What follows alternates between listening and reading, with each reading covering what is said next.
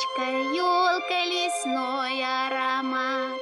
Очень ей нужен красивый наряд. Что такое Новый год? Что такое Новый год? Это ягоды и мед. Ля-ля-ля-ля-ля-ля. Ля-ля-ля-ля-ля-ля. Это все без исключения. От орехов до печенья. Вот что значит Новый год.